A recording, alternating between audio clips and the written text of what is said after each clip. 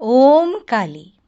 प्रिय भाइयों और बहनों, क्या आपने कभी सोचा है कि हमारा मन कभी शांत क्यों नहीं रहता? क्यों ऐसा होता है कि बहुत सारा धन, सफलता और रिश्ते पाने के बाद भी भीतर कोई खालीपन महसूस होता है? क्यों हम हमेशा चिंता, बेचैनी और दबाव से घिरे रहते हैं, जैसे कोई हमें चारों तरफ से पीछा कर रहा हो? हम सुबह उठते ही कामों की सूची के साथ दिन शुरू करते हैं। हम दौड़ते हैं, प्रतिस्पर्धा करते हैं, तुलना करते हैं, भविष्य की चिंता करते हैं, अतीत पर पछताते भी हैं और सफलता के क्षणों में भी मन के किसी कोने में एक डर सा लगा रहता है। क्यों मैं इसे संभाल नहीं पा रही हूँ या पाऊंगी? अगर ये सब छिन गया तो? सच्चाई ये है कि जीवन कठिन होने की वजह से हम थके नहीं हैं। हम थके हैं क्योंकि हमारी आसक्तियाँ हमारे जीवन को भर रहे हैं। हम अशांत इसलिए नहीं हैं कि संसार शोर करता है, बल्कि इसीलिए क्योंकि हमारी इच्छाएं कभी छुप नहीं रहती। भारत के महान ऋषि महर्षियों ने सदा ही यही दिखाया है और यही सिखाया है कि दुख का मूल बाहर नहीं, भीतर ही है। मन बार बार उन चीज़ों से चिपकता रहता है जिन्हें वो सुख का स्रोत मानते हैं, पर वो सुख क्षणिक होता है। ये वैसा ही है जैसे प्यास बुझाने के लिए खारा पानी पीना। जितना ज़्यादा पीते हैं, प्यास उतनी ही बढ़ती जाती है। आज मैं आपको एक बहुत सरल परंतु गहन कथा सुनाने जा रही हूँ। एक ऐसी कथा जो स्थायी शांति का रहस्य छुपाए हुए है। ये कथा श्री रामकृष्ण परमहंस जी अक्सर सुनाया करते थे। ये है चील और मछली की कहानी। एक जगह कुछ मछुआरे मछलियां पकड़ रहे थे। उसी समय एक चील आसमान से झपटी और एक मछली को उठा ले गई। जैसे ही उसने मछली को पकड़ा, लगभग 1000 कौवे उसे देखने लगे और जोर जोर से काव काव करते हुए उसके पीछे उड़ने लगे। चील जिस दिशा में भी उड़ती, उत्तर, दक्षिण, पूरब या पश्चिम, कौवा उसका पीछा करता था। वे उसे चारों ओर से घेर लेते, शोर मचाते और उसे परेशान करते।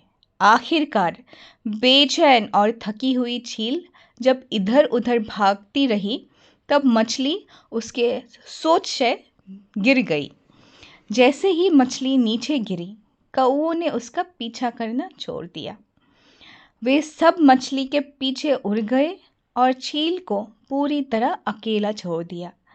अब चील शांतिपूर्वक एक पेड़ की शाखा पर बैठ गई और सोचने लगी, वो अभागी मछली ही मेरे सारे कष्टों की जड़ थी। जब जब मैं उससे मुक्त हूँ, मैं शांति में हूँ। मेरे प्रिय मित्रों, ये कहानी मात्र एक पुरानी कथा नहीं है। ये एक दर्पण है। ये हमारे अपने जीवन का सत्य दिखाते हैं। हम जब उस चील की तरह है वैसे ही व्यवहार करते हैं और हम सबके पास कोई ना कोई मछली होती है। हमारी आसक्तियाँ, हमारी इच्छाएं, हमारे लोभ, हमारे भय, हमारे अहंकार, जब तक हम इन्हें पकड़ते रहते हैं, संसार की कोई कौवे चिंता, इच्छा, तुलना, प्रतिस्पर्धा हमारा पीछा करना नहीं छोड़ते। लेकिन याद रखिए, शांति कोई पाने की वस्तु नहीं है। वो तो हमारी स्वाभाविक अवस्था है। वो सदैव हमारे भीतर है। जैसे लहरों के नीचे सागर की गहराई में शांति होती है, वे लहरें हमारी इच्छाएं हैं। जब वे शांत होती हैं, तब हमारा असली स्वरूप भी प्रकट होता है।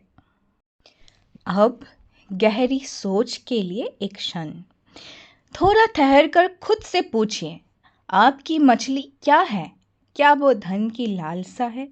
क्या वो किसी की प्रशंसा पाने की इच्छा है? क्या वो किसी रिश्ते से जुड़ी आसक्ति है? ज़रा देखिए, उन इच्छाओं ने आपको कितनी बेचैन कर दी है। अब कल्पना कीजिए, अगर आप उन्हें धीरे धीरे छोड़ दें तो क्या होगा? क्या आप महसूस कर सकते हो कि आपके भीतर कितनी जगह बनती है? वही जगह है शांति, वही जगह है स्वतंत्रता, वही जगह है आपका सच्चा स्वभाव। वैराग्य का अर्थ भाग जाना नहीं है।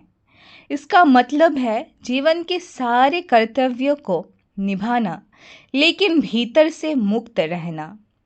ये कहना कि मैं प्रेम करूंगी पर चिपकूंगी नहीं, मैं मेहनत करूंगी पर परिणाम से बंधी नहीं रहूंगी, मैं आनंद लूंगी पर आनंद के दास नहीं बनूंगी। यही सच्चा वैराग्य है। और वैराग्य ना तो सूखा होता है, ना ही निष्ठुर। ये सबसे ऊंचा प्रेम है, सबसे गहरी शांति है, क्योंकि ये शक्ति से उत्पन्न होती है, कमजोरी से नहीं।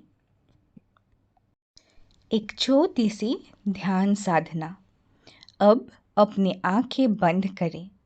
अपने आप को उस चील की तरह कल्पना करें जो आकाश में उड़ रही है और कौवे चारों ओर से उसका पीछा कर रहे हैं।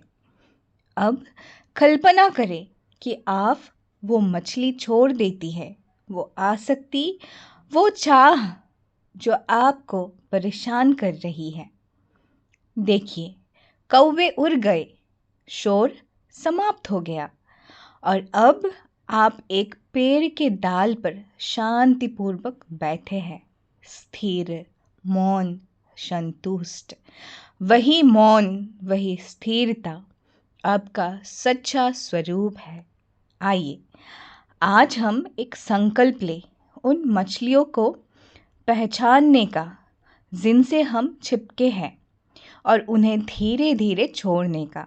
एक आसक्ति एक समय पर, एक अपेक्षा एक समय पर, और फिर एक दिन उस चील की तरह हम भी शांति की उस शाखा पर विश्राम करेंगे, भय से मुक्त, बेचैनी से मुक्त, संसार के शोर से मुक्त।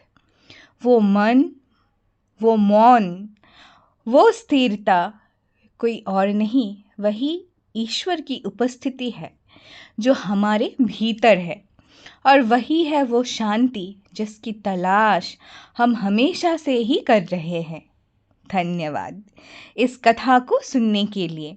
अगर ये संदेश आपके हृदय को छू गया तो इसे किसी ऐसे व्यक्ति के साथ शेयर कीजिए जिसे आज इसकी आवश्यकता है। और याद रखिए, शांति अधिक पाने में नहीं है, बल्कि कम चाहने में है।